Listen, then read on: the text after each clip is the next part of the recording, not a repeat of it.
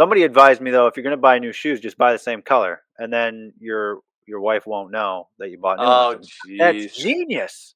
Bad That's advice, but genius. genius, but bad advice. Don't do that, people. You're going to get caught.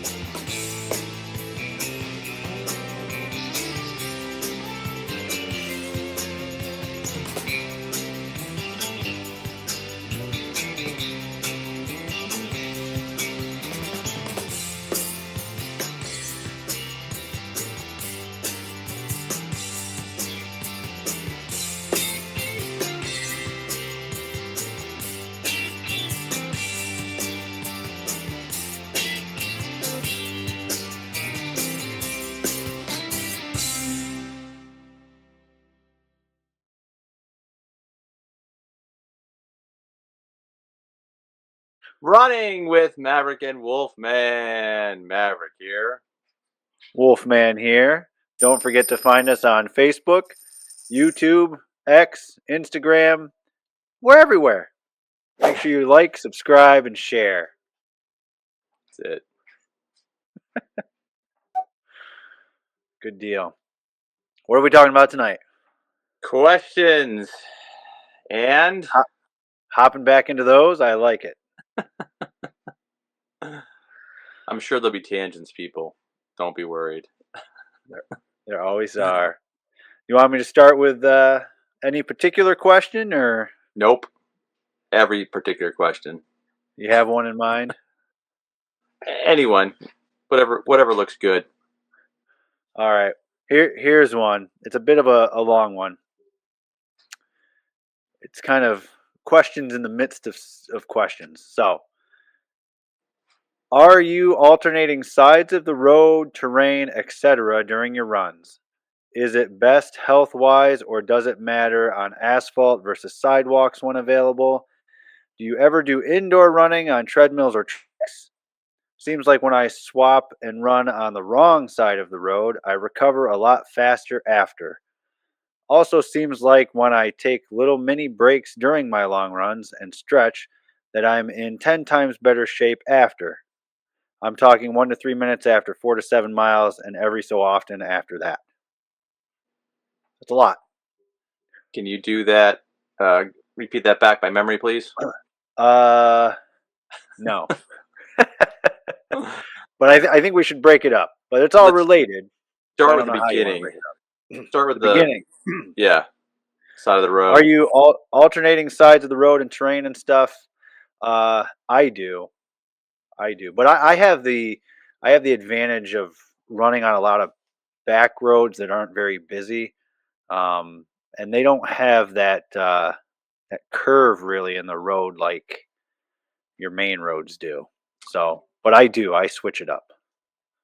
Okay, so let's just start with the fact that when you run, you're supposed to run opposite traffic. That's like the general rule about running. Okay. Correct. Now, like Wolfman said, there are exceptions. If you live in an area that allows that, where there's not much traffic, where it's safe, it might be safer sometimes to switch to the other side of the road. There's a lot of factors that come into play.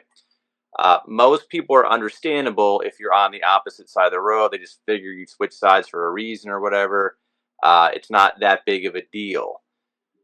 I have switched sides for many reasons, including there's no shoulder, there's an animal I'm trying to avoid that I know it's coming up, things like that, where there's reasons to switch to the opposite side of the road. I've also switched over for pain control. So if, part of your pain relief is running opposite side of the road and that helps with your injury, then that's okay too.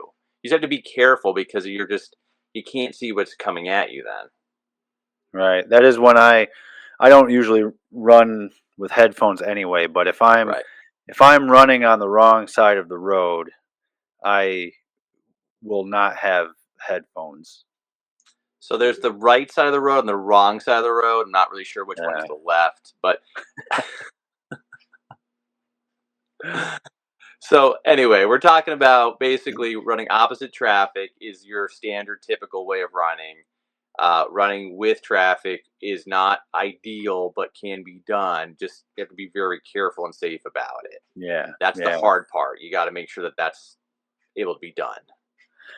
But to summarize, I recommend varying the terrain if you have the ability to do so. Right. So getting Asphalt, off the road. yeah, asphalt, concrete, grass, gravel, it's all different and it all affects your joints and muscles differently. So vary it up. Yeah, it's actually good for you structurally for strengthening purposes. It's not the same. Also, if you run different races, there might be a change in that. So there could be, a rocky part. There could be a dirt part, a asphalt part, a grass, mud, whatever. There's always a possibility of that when you go to a race or if you're doing a run or workout with someone. They may take you on a little bit of a different path, and all of a sudden you're not able to do that. So you want to be prepared for those kind of things. Yeah, Absolutely. yeah. And the the other part of the question about does it matter health wise, asphalt versus sidewalks when available? I would say no, but if you know the race you're preparing for has a lot of asphalt or concrete, you should spend some time on those. Like you don't want to train completely on a grass trail and then run a race that's all concrete. You're probably setting yourself for if not a lot of if not an injury, a lot of soreness.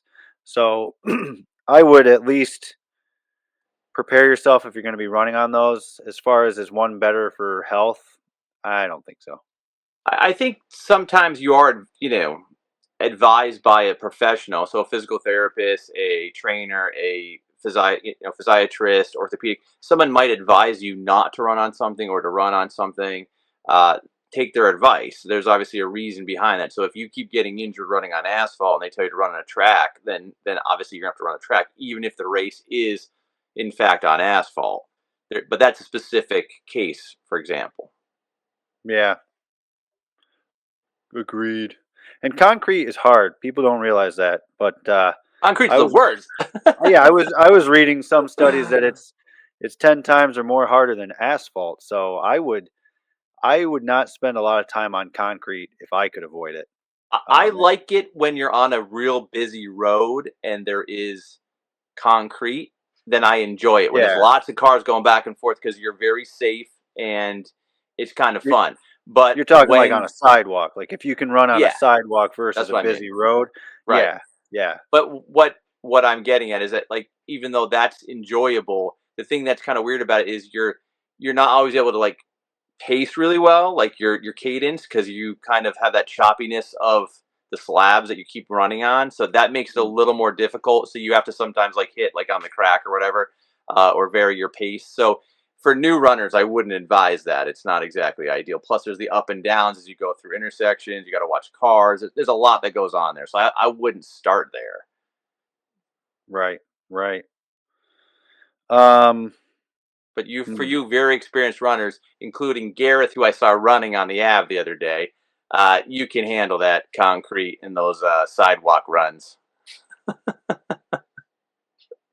um, I think we covered the wrong side of the road thing. You probably feel better because you're changing the stress. But anyway, um,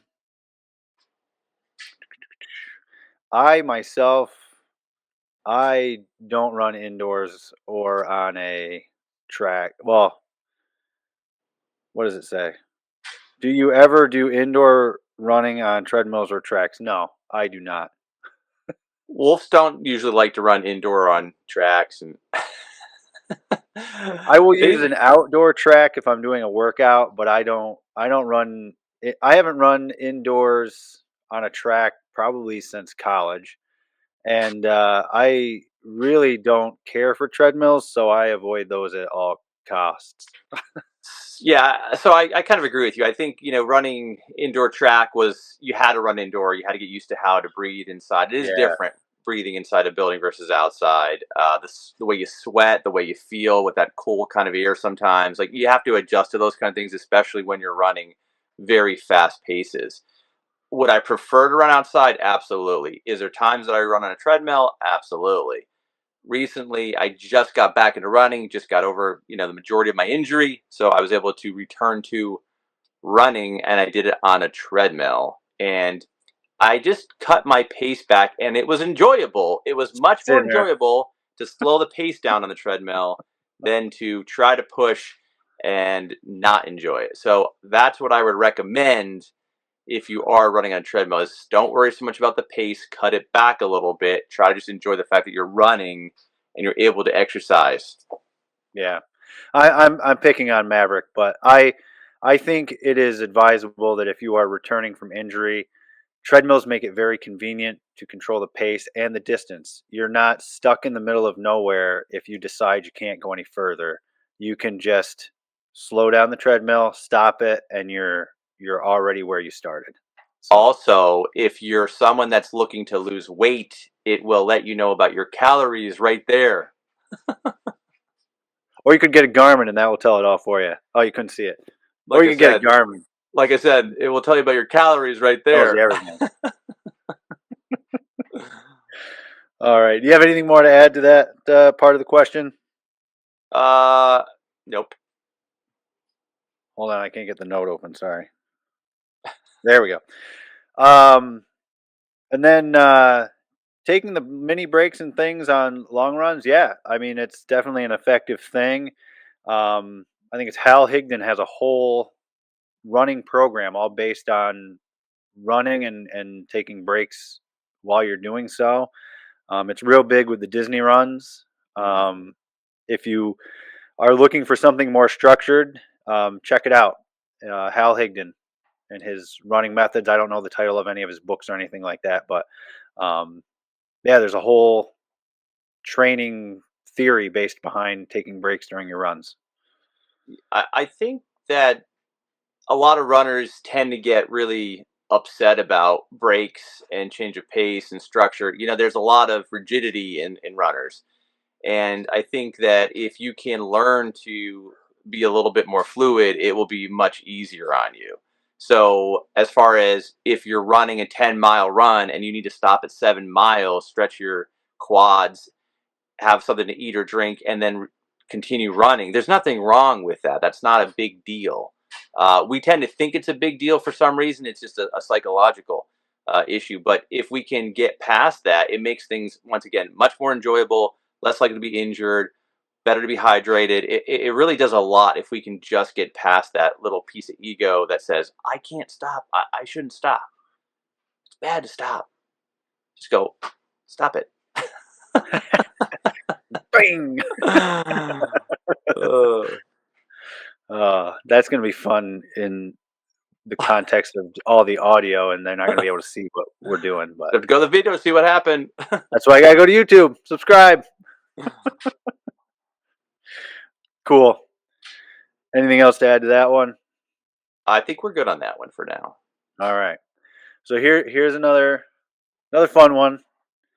Um, I want to run a marathon someday, but haven't run a 5K yet. Ooh, First question. rough. Uh, their first question is, what kind of shoes are best to run in? And the second one Oh, is, any advice for the wannabe marathoner that has never run before? oh boy, there's a lot to unpack on this one. Yeah. So first The shoe off, one's going to be fun because I think we're going to yeah. disagree on the shoe one.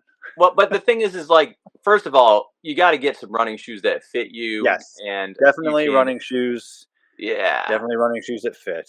And like marathon is a great long-term goal, but that is a long-term goal when you don't have Yeah. running experience. And it doesn't mean you won't accomplish it pretty quickly because some people are able to do that, but just don't be frustrated if it takes a long Yeah. time to get to that goal, because once again, we don't know this person. Like, we don't know if they're in phenomenal shape and they just haven't been a runner. We don't know if they've been having health issues. We don't know anything about this particular individual. So let's just pretend that they're a pretty healthy individual, that they just haven't run, but they've been working out.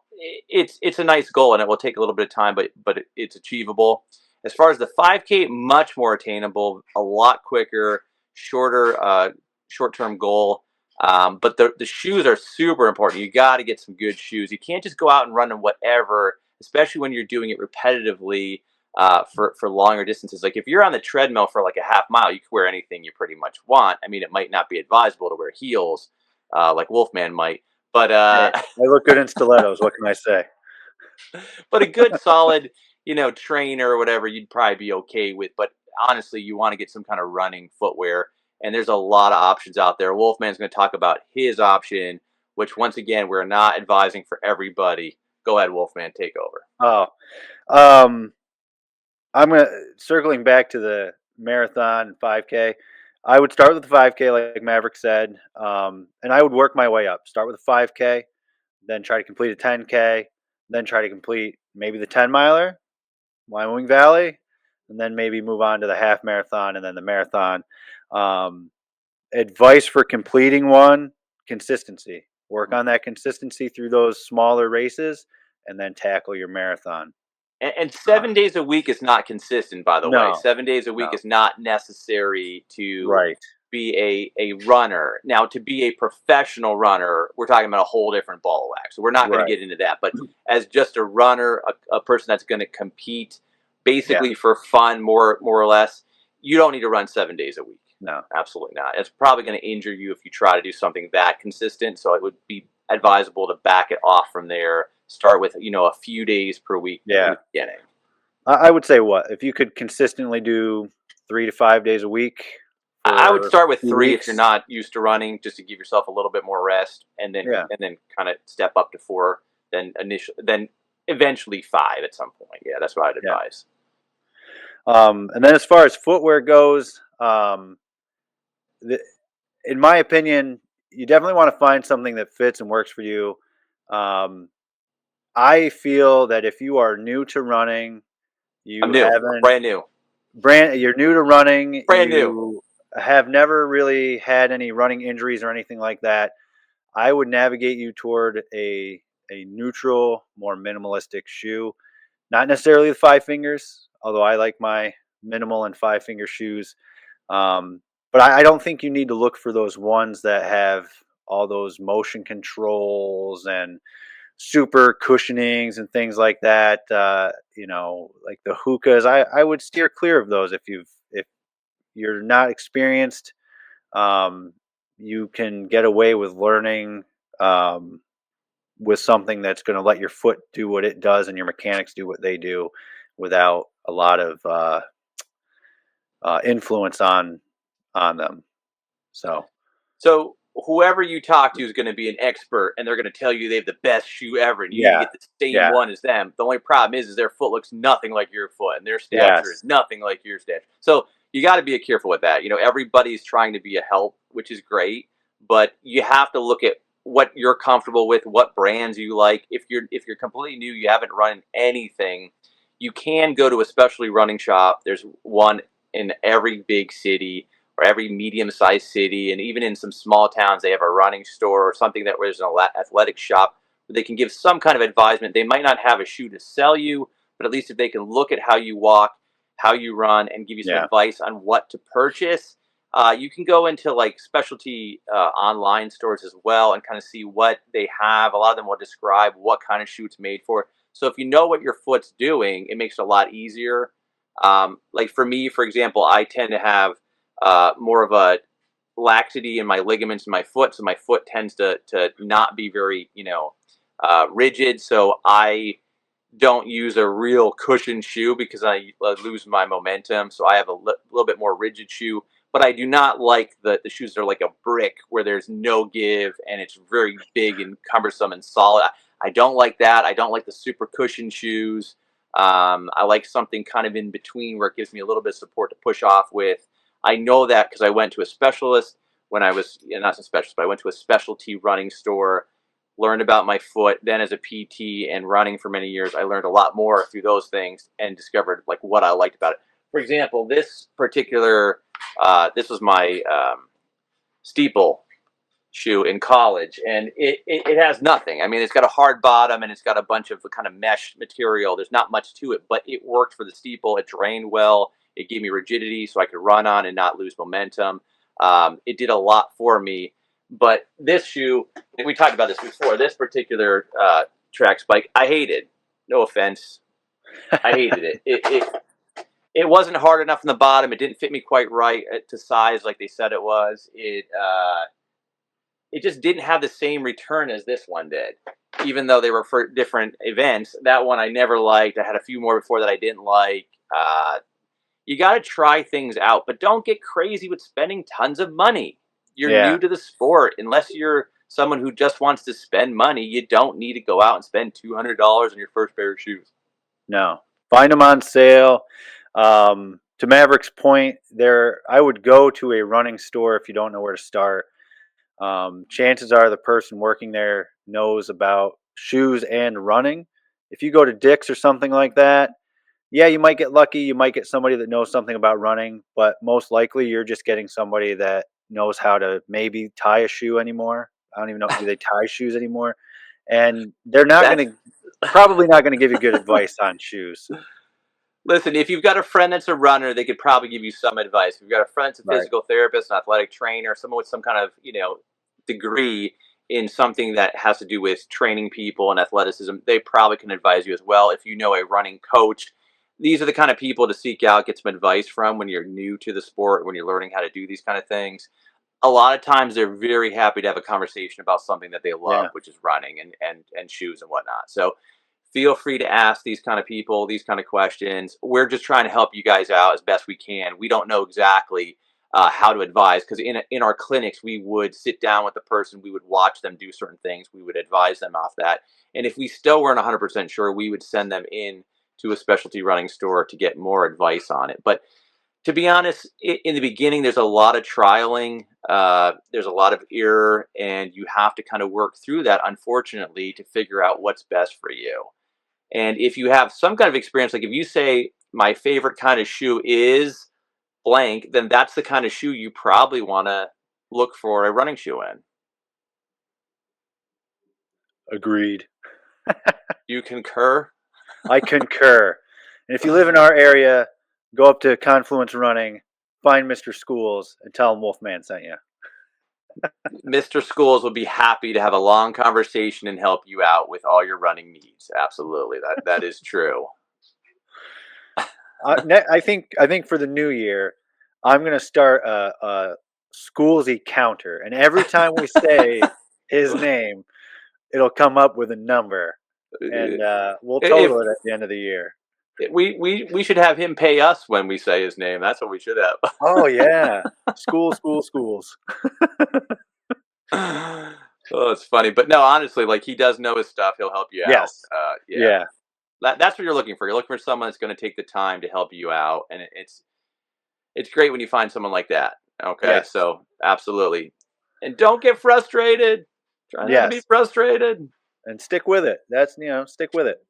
And shoes don't last forever, so whatever you buy, you're not going to have it for 50 years. It's going to be done in like 6 months, probably. You're going to be getting a new pair of shoes. Yeah.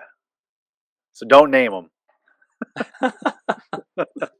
I think I would go through about 3, sometimes 4 trainers in a year when we were in college. After college, it was a lot less. At this point, I'm probably like I buy like 2 pair at a time, and I'm usually pretty good through most of the year on those 2.